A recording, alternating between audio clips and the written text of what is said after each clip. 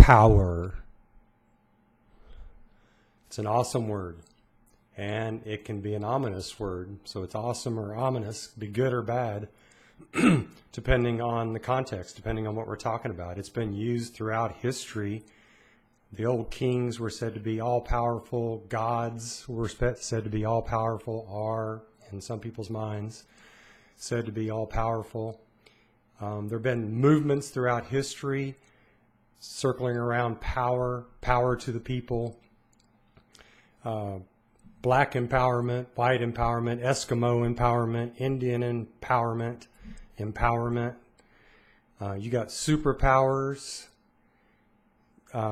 So the word power itself has all of these sort of mental connotations with us. I think mostly it's used sort of personally as empowerment. You got the power to run your life, the power to do as you please with your life, to make things happen, to use your mind and your hands, your body, in your actions, to create things in your own life.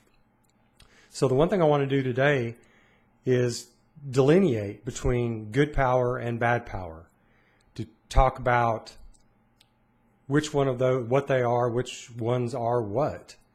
So I think I'll start off with a quick definition through Google. Power is the ability to do something or act in a particular way, especially as a faculty or quality. The power to act or do something in a particular way. Power. The ability to do that. And that's good. I mean, I'm going to talk about government here in a minute and what that power is. But the power in your own life, we humans have more power than any other animals in the sense that we have minds. Obviously, we're the dominant species on the planet, as well we should be, because we can manipulate reality, recreate it, as Francis Bacon said, in order to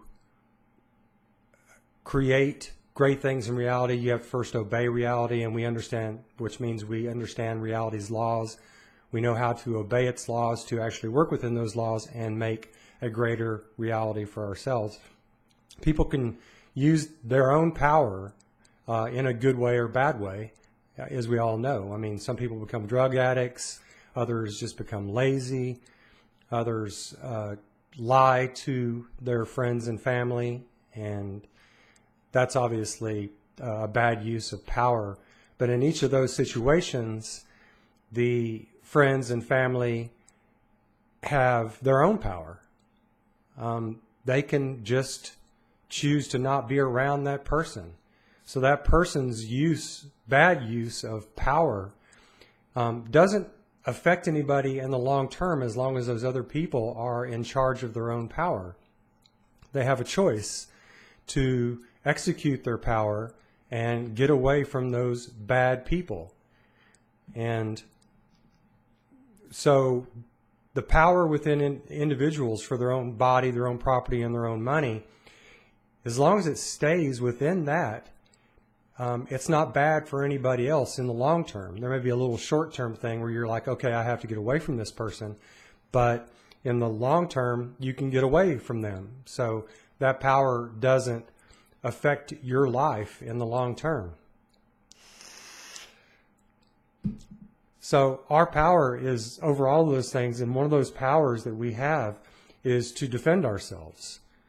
And we have the right, the power to defend ourselves against a burglar, thief, somebody trying to harm us, to kill us, or somebody we love. We have the power, the right to execute whatever actions we think are necessary to make sure that we stay safe and others stay safe, and that we keep our things. And where government comes into play in power is that we understand that in a society around other people, that we have to hand off that power primarily to a third agent, a secondary agent, third agent, to defend us from foreign adversaries and from burglars, robbers, murderers in our own lives, assailants in our own life. So the only good power that government should have is the power to defend us, to go after, watch for these people, to prosecute them, and then to put them behind bars domestically, and then with foreign agents to go after them. Now, whether it's a country or a group, terrorists, whatever, it has that authority, that moral authority, to use that power morally to protect us. What's happened in modern society, as most of you know, is that government has exceeded its bounds of moral authority on that power. It now uses that power against us, against innocent people, against innocent citizens, simply trying to use their own power with their own bodies, property, and money. So now it takes money from us, steals money from us through taxation and tariffs and fees and licenses, interfering with our own power. So it's abrogating our own right to our own power. And this has turned into a monstrous government, even here in the United States, where it taxes the hell out of us. Taxation is theft, and puts enormous tariffs on products, which is theft, through a different route. And it does this with us and with our businesses and with other people's businesses and lives. So the thing that we have to understand, I think, is this delineation of what power is in human life. Not electrical power or any manipulation of nature, which is good. But I'm talking about in human life. There needs to be a clear understanding that power is both good and bad in personal life. It's good when we have that power over our own lives to do with it as we please, not interfering with anybody else, and we hand off the defensive power morally to a good government to help us protect ourselves. But that the bad power is when we personally harm ourselves or try to harm others, or when the government, in fact, exceeds its boundaries and tries to harm us. The thing with all of this with government is we actually have the power to stop it, to shut this down with government. We've got the power. If we all get together, we've got the power to shut them down. No more taking money out of our paychecks. You get your full paycheck when you get paid. 100% of that money comes to you. No more telling us that we have to get licenses to drive. No more telling us when and where we have to buy alcohol or when we can drink it. I want to have a glass of wine on the way home from work. I think it's safe. That's my decision. As long as a cop doesn't see me interfering with anybody else or driving dangerously, he doesn't care. That's the way it's supposed to be. We're supposed to be free with our power, without government intrusion into our power.